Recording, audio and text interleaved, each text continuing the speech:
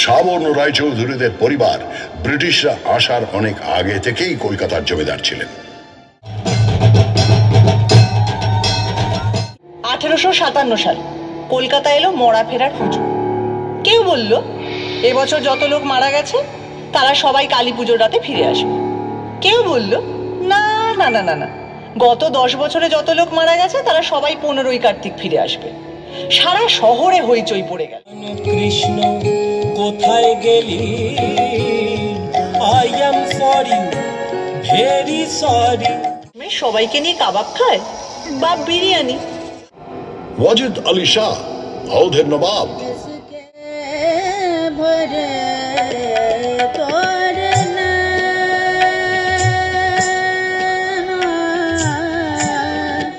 Just দেখুন বন্ধুরা, সন্ধ্যার পরে এই ভিক্টোরিয়া মেমোরিয়াল অসাধারণ সুন্দর লাগছে।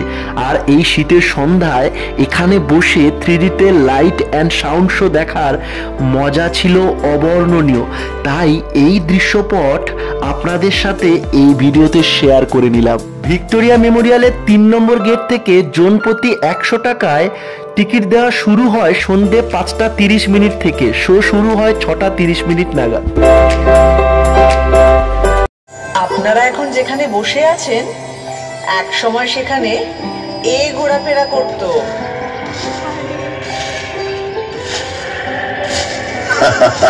কোথায় জুরাসিক পার্ক আর কোথায় পার্ক স্ট্রিট। এখান থেকে শুরু করলে মোবাইল ফোনে আসতে আসতে 52 এপিসোড লেগে যাবে। চেনা জানা ব্ল্যাক এন্ড হোয়াইট দিয়ে শুরু করো। তাহলে এটা দিয়ে করি।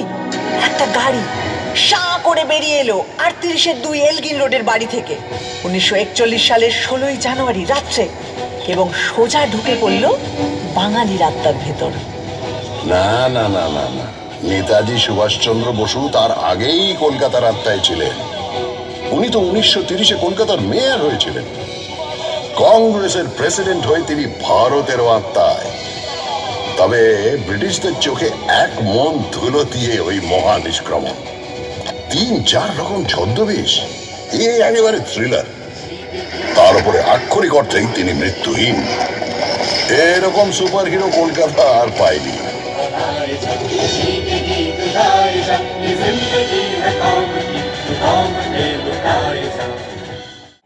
সেরা ভিলেন হলেন অমিতাভ বচ্চন। অমিতাভ বচ্চন কেন? বারে তিনি কলকাতায় চাকরি করলেন, নাটক করলেন, আর সিনেমাটা কিনা মুম্বাইতে গিয়ে করতে হলো। কি হতো বাংলা সিনেমার নায়ক হলে? সে তো ক্লিফ রিচার্ডও ছোটবেলায় কলকাতায় ছিলেন, মানে হাওড়ায়, কিন্তু সে তো একই হলো। অত বড় একটা গায়ক এখানে থাকলে হয়তো সুমন চ্যাটার্জির মতো জীবনমুখী শুরু করে দিতেন। পেলে কলকাতায় ছিলেন না, কিংবা লিওনেল মেসি। হ্যাঁ, ফুটবল নিয়ে আর কি মারবে না বলে দিলাম। 1911 সাল আইএফএ শিল্ডের ফাইনালে 2-1 গোলে মোহনবাগান হারিয়ে দিল সাহেব টিম ইস্ট ইয়র্কশায়ার রেজিমেন্টকে। ভাবা যায়, পরাধীন দেশে ইংরেজ টিমকে হারাচ্ছে একটা দল যার সকলে ভারতীয়। কলকাতার ইতিহাসে জল করছে সেই দিনটা। ওই সালেই কিন্তু ভারতের রাজধানী সরিয়ে নিয়ে যাওয়া হচ্ছে দিল্লিতে। তার আগে 139 বছর ধরে আমিই ছিলাম রাজধানী। ব্রিটিশ ভারতের মোস্ট ইম্পর্টেন্ট শহর। আরে দাদা, লজ্জার কি? এ তো গর্বের ব্যাপার। কলকাতায় তখন স্বাধীনতা আন্দোলনের এমন ঝাঁজ ব্রিটিশরা সইতে পারছিল না। তাই 1905-এ ঠিক করলো বাংলাকে দুভাগ করে দেওয়া হোক। আর বছর 6 পরে রেগে মেগে রাজধানীটাই বদলে দিল। এতেই তো প্রমাণিত হয় তুমি একটা সাংঘাতিক জাগ্রত শহর, প্রতিবাদের শহর, যাকে কিনা ব্যঙ্গ করে একদিন বলা হবে মিছিল নগরী, এমনকি মুমূর্ষ নগরী। আচ্ছা, মুশকিল হলো, তোমাকে তো লোকে সিটি অফ জয়ও বলে। ব্রিটিশদের সময় তোমাকে বলা হতো the second city of British empire, মানে লন্ডনের পরেই। সে তো পয়সার জন্যে। এখান থেকে ব্রিটিশদের কি মুনাফা, রাজস্ব আদায়, পাট বিক্রি, কোটি কোটি টাকা। ভারতে সেন্সরশিপের প্রথম আইন তৈরি হয়েছিল কেন জানো? 1872-এ গিরিশ ঘোষ যখন এই শহরেই তৈরি করলেন ন্যাশনাল থিয়েটার। প্রথম নাটকটাই হলো দীনবন্ধু মিত্রের নীল দর্পণ।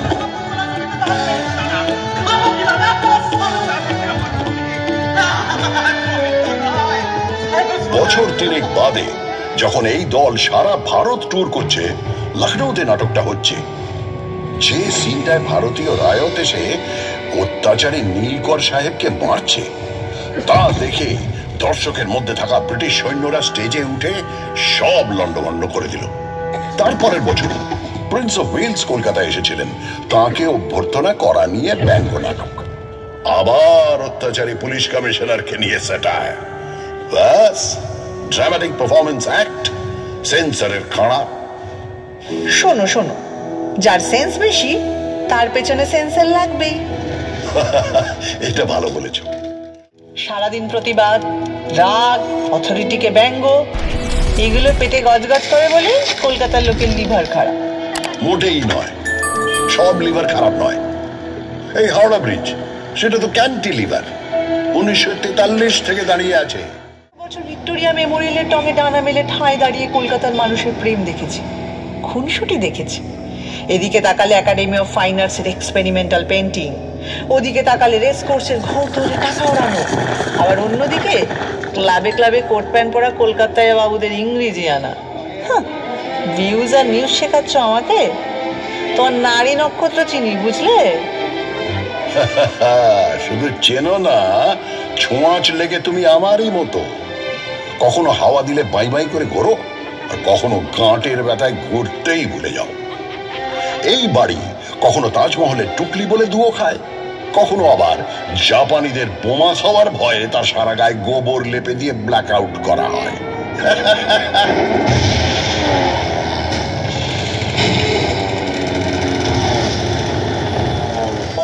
ওই দ্বিতীয় বিশ্বযুদ্ধের সময় যখন তোমার রাস্তায় শুয়ে খিদের জ্বালায় শয় শয় লোক মরেছে, আর অন্য লোকেরা তাদের ডিঙিয়ে নির্দ্বিধায় অফিস করেছে, আড্ডা মারতে গেছে, ফ্যান দাও ফ্যান দাও চিৎকার চাপা দিতে দরজা জানলা বন্ধ করে গ্রামাফোনের গান শুনেছে, তখন কোথায় ছিল তোমার প্রতিবাদী ফটর ফটর?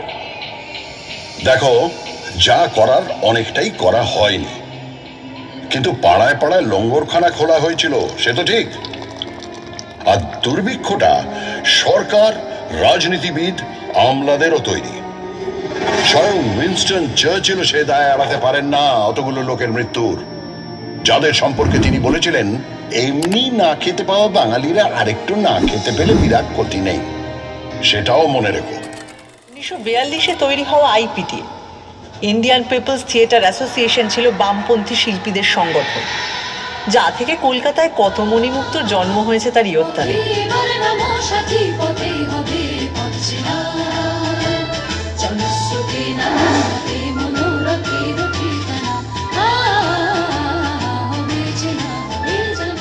আরো অনেক অবিস্মরণীয় গান, নাটক, সিনেমা জন্মেছে এখান থেকে। আইপিটিআরই তো ঝলমলে হিরে উৎপল দত্ত, সুচিত্রা মিত্র, জ্যোতিরিন্দ্র মৈত্র, দেবব্রত বিশ্বাস, সলিল চৌধুরী, তৃপ্তি মিত্র, ঋত্বিক ঘটক এবং এরই ভাবশিষ্য মৃণাল সেন। শিল্পকে সমাজ বদলের অস্ত্র হিসাবে ব্যবহার করব, আর তা অতুলনীয় উৎকর্ষ আবেগ দিয়ে জাগিয়ে তুলবে হাজার হাজার মানুষকে। যখন ৭৬-এর মন্বন্তর এসেছিল, সেও তো মানুষেরই তৈরি দুর্ভিক্ষ, ব্রিটিশদের তৈরি দুর্ভিক্ষ।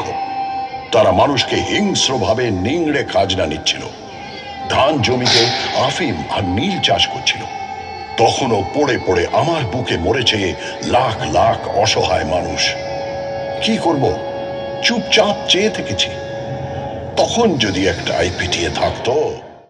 বাবুরা যখন কাঁড়ি কাঁড়ি টাকা খরচা করে বেড়ালের বিয়ে দিচ্ছিল, যখন গোলাপ জলে জল শৌচ চলছিল, তখন তুমি কেমন ছিলে বাপু? আধা ঘুমন্ত ঢুলছিলে। আমারে ফ্রড করে প্রাণ কৃষ্ণ কোথায় গেলি? I am for you, very sorry, I am for you, very sorry. আমার গোল্ডেন বডি হলো কালি, আমারে ফ্রড করে। বাবুদের ওই বাড়াবাড়ি না থাকলে বাইজি নাচের সমজদারিও থাকতো না। তাদের টাকায় ঢালাও স্কুল কলেজের পত্তনও হতো না। আর আমার সবচেয়ে আলো ভর্তি পার্বণ দুর্গাপুজোটাই হতো না। দুর্গাপুজোটাই হতো না? ওমা, কেন? আরে শোভাবাজারের বাবু নবকৃষ্ণ দেব মাদ্রাসা তৈরির জন্য প্রচুর টাকা দিয়েছেন, রাস্তা তৈরি করে দিয়েছেন, সারা দেশ থেকে গায়ক বাজনদার এনে বিশাল সঙ্গীত সম্মেলন করেছেন। আবার পলাশির যুদ্ধের সময় তিনি সিরাজের বিরুদ্ধে চক্রান্তে শুধু সামিলই ছিলেন তাই না, যুদ্ধ জয় উপলক্ষে বিরাট দুর্গাপুজো করেছিলেন। সেটাই তো দুর্গাপুজোকে একটা বড় পার্বণ হিসেবে আমাদের সমাজে প্রতিষ্ঠিত করলো। এ তো ভারী গোলমেলে ব্যাপার। যে লোক বাংলাকে ইংরেজের হাতে তুলে দিল, সেই লোকই আবার দুর্গাপুজো চালু করলো। একদম। বাংলা ইংরেজদের হাতে কিন্তু যেত না যদি সিরাজউদ্দৌলা 1756 বিশাল বাহিনী নিয়ে আমায় আক্রমণ না করতেন। উনি ইস্ট ইন্ডিয়া কোম্পানির সেনাদের গুঁড়িয়ে না দিলে ইংরেজরা চট করে একজন নবাবের বিরুদ্ধে ওভাবে যুদ্ধে নামতো না। যুদ্ধে নামতো ঠিক, শুধু প্রপার নাউনগুলো বদলে যেত। ওরা দখল না নিয়ে ছাড়ার জাত নয়।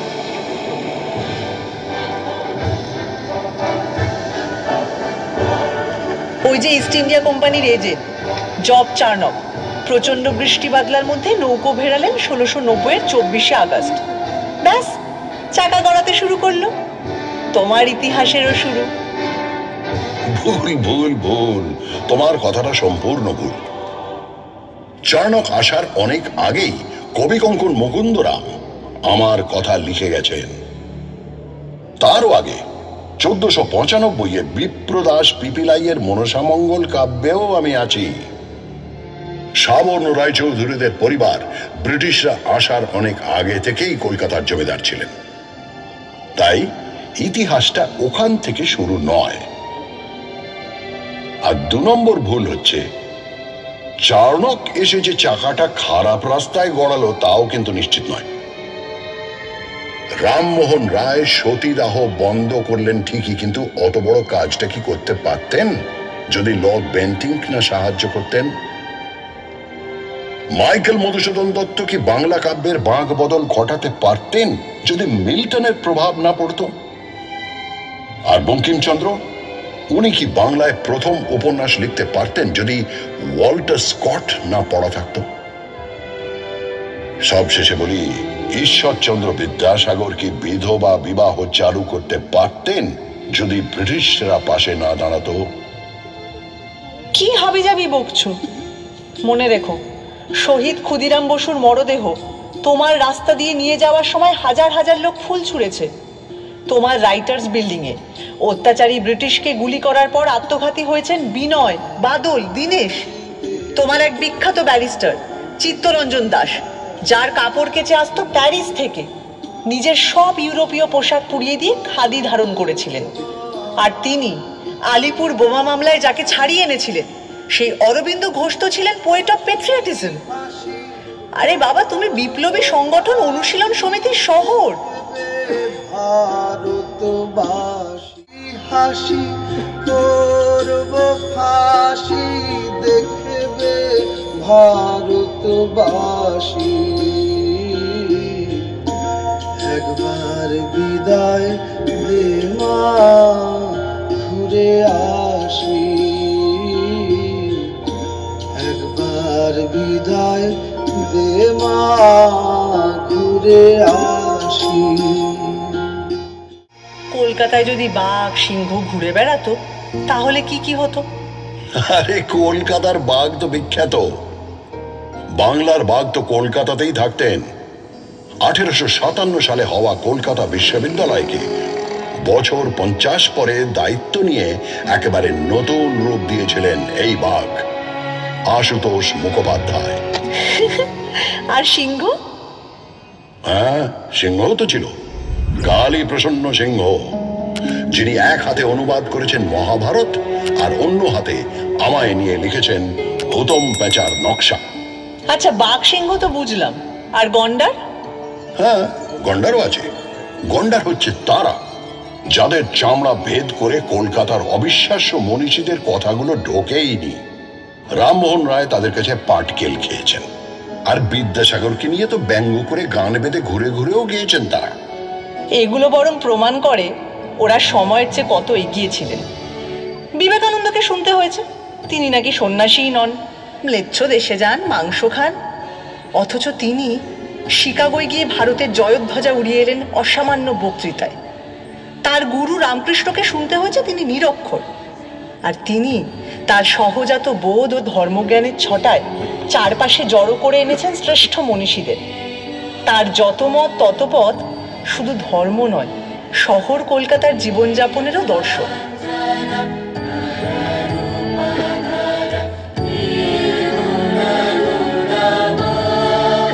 রাজধানীর পদ থেকে 1911 খসে পড়লাম, কিন্তু 2 বছর পরেই আমার মাথায় এমন মুকুট উঠল যার ঝলমলানি থামার নয়। নোবেল কমিটি বলল রবীন্দ্রনাথ ঠাকুরকে প্রাইজ দেওয়া হচ্ছে because of his profoundly sensitive, fresh and beautiful verse. প্রথম ভারতীয় নোবেল পেলেন। সত্যি ভাবা যায় না বলো, একটা শহর থেকে 6 জন নোবেল লরিয়েট এবং 5টা আলাদা ক্ষেত্রে কাজের জন্য। 1902-এ পেয়েছেন রোনাল্ড রস চিকিৎসাবিদ্যার জন্য। 1930-এ ফিজিক্সে নোবেল পেলেন সিভি রমন। 1979-তে মাদার টেরেসা পেলেন নোবেল শান্তি পুরস্কার। 1998-তে পেলেন অমর্ত্য সেন ইকোনমিক্সে। আবারও 2019-এ পেলেন অভিজিৎ বিনায়ক বন্দ্যোপাধ্যায়, এবারও ইকোনমিক্সে। কেমিক্যাল ল্যান্ডমার্ক ফলক। তারপর বলি প্রফেসর সত্যেন্দ্রনাথ বসু, যিনি বোস আইনস্টাইন স্ট্যাটিস্টিক্সের পুরোধা, যার নামে বোসন কণা। এখানেই শেষ নয়, আরো আছে শ্রী প্রশান্ত চন্দ্র মহলানবিশ, যিনি ভারতীয় স্ট্যাটিস্টিক্স চর্চার জনক, প্ল্যানিং কমিশনের অসামান্য কারিগর, যার জন্মদিন এখন ন্যাশনাল স্ট্যাটিস্টিক্স ডে। সেটা কিন্তু অবৈজ্ঞানিক হুজুগেরও আঁকড়া। 1857 সাল কলকাতা এলো মরা ফেরার হুজুগ। কেউ বলল এবছর যত লোক মারা গেছে তারা সবাই কালী পুজোর রাতে ফিরে আসবে। কেউ বলল না না না না না, গত 10 বছরে যত লোক মারা গেছে তারা সবাই 15ই কার্তিক ফিরে আসবে। সারা শহরে হইচই পড়ে গেল। প্রচুর লোক অপেক্ষা করতে লাগলো তাদের মৃত আত্মীয়দের জন্য। গানও বাঁধা হলো, মরা মানুষ ফিরে এসেছে, দেখে এলাম রানাঘাটে ভাসতে ভাসতে আসতেছে, গলা সরু পেট মোটা, জল খেয়ে হয়েছে সোঁটা, ইত্যাদি ইত্যাদি। হ্যাঁ, কিন্তু 1979-এর হুজুগটাও খারাপ নয়। আমেরিকার পাঠানো স্যাটেলাইট স্কাই ল্যাব নাকি ভেঙে পড়বে। সবাই পারলে আকাশের দিকে তাকিয়ে হাঁটে, কেউ কেউ হেলমেট পরে সারাদিন ঘুরত।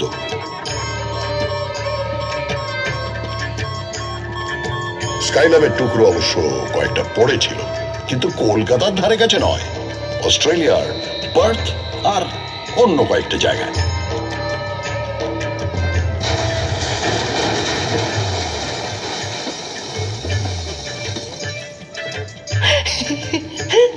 আমি বলি কি, সব সেরা হুজুগ হলো গণেশের দুধ খাওয়া। 1995 সালে এক দুপুরে হঠাৎ নাকি গণেশ দুধ খেতে লাগলো। মন্দিরের গণেশ, ক্যালেন্ডারের গণেশ, ঘুলঘুলির গণেশ, কেউ বাদ নেই। পড়ি মরি করে সবাই দুধ নিয়ে ছুটতে লাগলো। এমন মিরাকেল থেকে বাদ পড়ে গেলে পুণ্যের কোটায় কম পড়ে যাবে যে। তাদের গায়ে নিশ্চয়ই ডিরোজিওর অদৃশ্য ঘুষি পড়েছিল।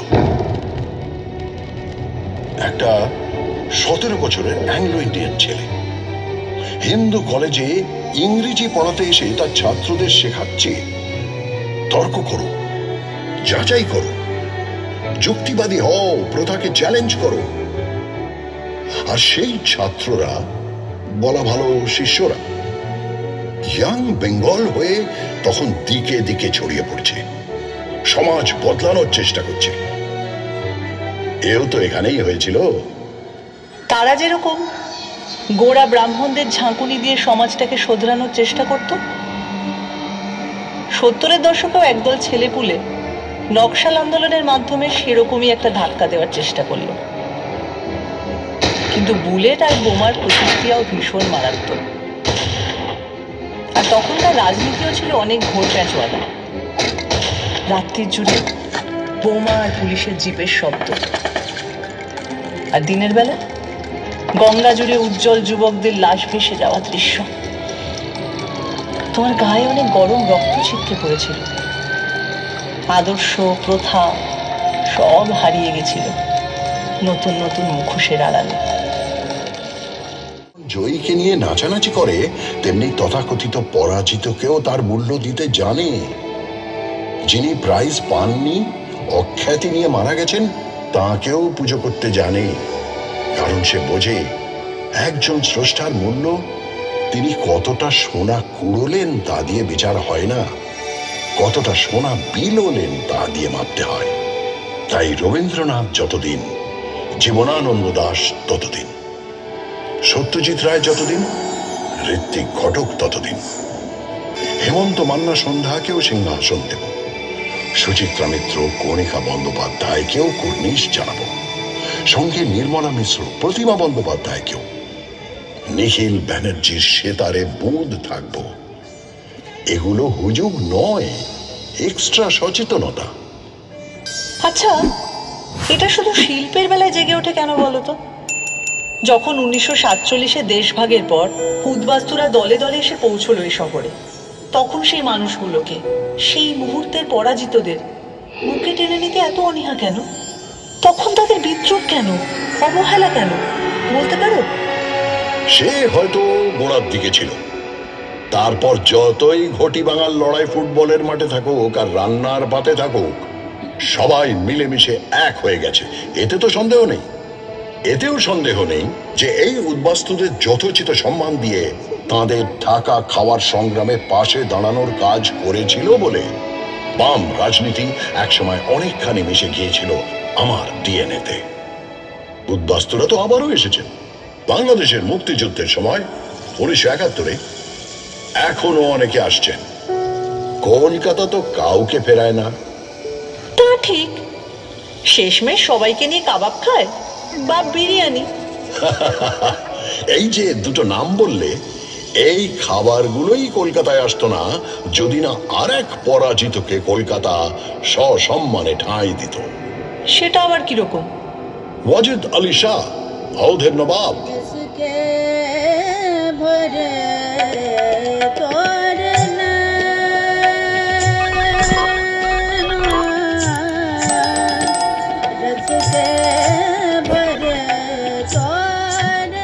আঠেরোশো 1856 তাকে ইংরেজরা বিনা যুদ্ধে সিংহাসনচ্যুত করে নির্বাসনে পাঠালো কলকাতায়। তিনি ঘাঁটি গাড়লেন মেটিয়া বুরুজে। চালে চলনে, পোশাকে আশাকে আর অবশ্যই খাবারে মেটিয়া বুরুজ হয়ে উঠল ছোটা লখনৌ।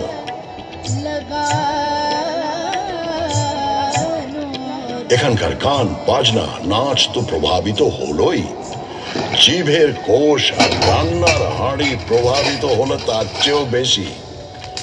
এখন যে কলকাতার রাস্তার ধারে ধারে কাবাব আর বিরিয়ানির দোকান, তার মূলে ওই অগৌরবের নির্বাসন।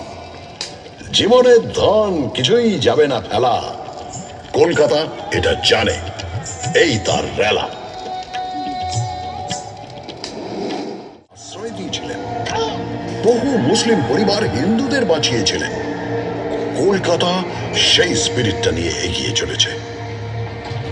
ওসব দাঙ্গার কথা ছাড়ো, বিদেশে যখন রবিশঙ্কর আর আল্লাহ রাখা মিলে অবিশ্বাস্য সুরের চালচিত্র তৈরি করেন, বা মহিষাসুর মর্দিনীতে যখন বীরেন্দ্র কৃষ্ণ ভদ্রের চণ্ডী পাঠের সঠিক বাজনা, তখন কি সেই ম্যাজিকটা জানান দেয় না?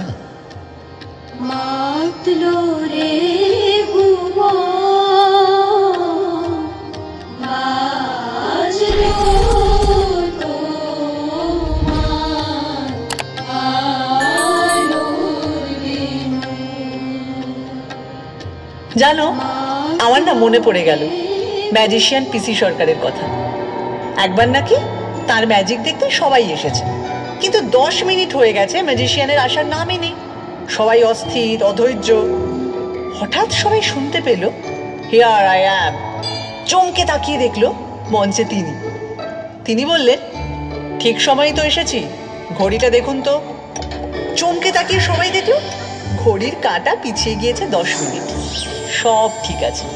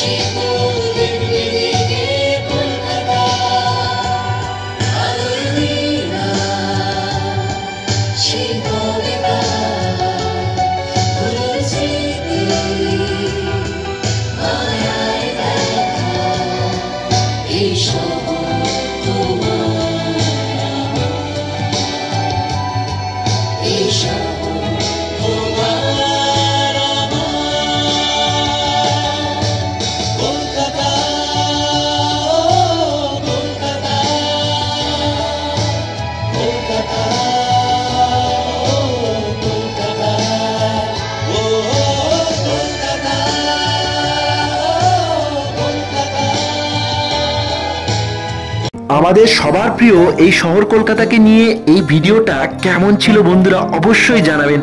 ভালো লাগলে লাইক, শেয়ার, কমেন্ট ও আমার channel travel with Prabhat subscribe করার অনুরোধ রইল। দেখা হচ্ছে অন্য ভিডিওতে। এতক্ষণ সঙ্গে থাকার জন্য থ্যাংক ইউ সো মাচ।